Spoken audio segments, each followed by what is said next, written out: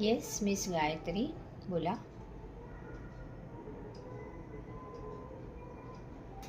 अच्छा. अहो पण तुम्ही एकट्याच नाही आहात स्टाफमध्ये, अजून बाकी स्टाफ पण आहे की. तुम्हाला एकट्यालाच कन्सेशन दिलं तर कसं चालेल बरं? बाकीचे नाही का मला विचारणार मग? आणि त्यांनाही ऑब्जेक्शन येईल किंवा तेही कदाचित मागतील. असं एकट्या व्यक्तीला नाही ना देऊ शकत. नक्की काय प्रॉब्लेम आहे तुमचा? अच्छा, बघू, आपण काहीतरी तोडगा काढू याच्यावरती. पण मी आत्ता नाही सांगू शकत तुम्हाला. जेवढं होईल तेवढं तुम्ही वेळेवर यायचा प्रयत्न करा. जितकं वेळेवर याल तुमच्यासाठी चांगलं असेल. तुमचं पुढची प्रॉस्परसी त्याच्यावरतीच डिपेंड आहे ना. Yes, you are right. जितकं वेळेत याल तितकं तुमचं भलं असेल.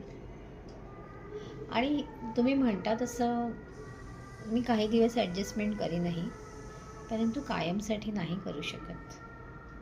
बाय द वे, कोण असतं तुमच्या घरी? ओ आय सी. म्हातारे सासू सासरे, आणि ते देखील बेडरिडन आहेत, आणि मुलगा शाळेत जातो. एकट्याच आहात का तुम्ही?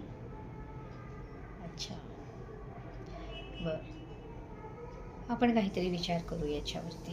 नक्कीच. I will cooperate you. अहो ह्यातच माणुसकी आहे. आजकाल नोकरीची गरज कोणाला नाही आहे सांगा? प्रत्येकाला नोकरीची गरज आहे. आणि माणसाने माणसाला नाही समजून घ्यायचं तर कोणीही घ्यायचं. नका काळजी करू. मी बोलते स्टाफशी, जेवढी होईल तेवढी मी मदत करेन. फक्त एकच, ही कायमस्वरूपी नाही होणार. थोडे दिवसासाठी टेम्पररी ॲडजस्टमेंट होईल. या तुम्ही. येस.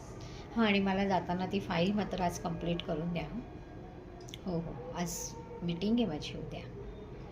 आपल्याला मीटिंगमध्ये प्रेझेंटेशन द्यायचे, आणि तुम्हीसुद्धा त्या प्रेझेंटेशनचा एक भाग आहात हे विसरू नका.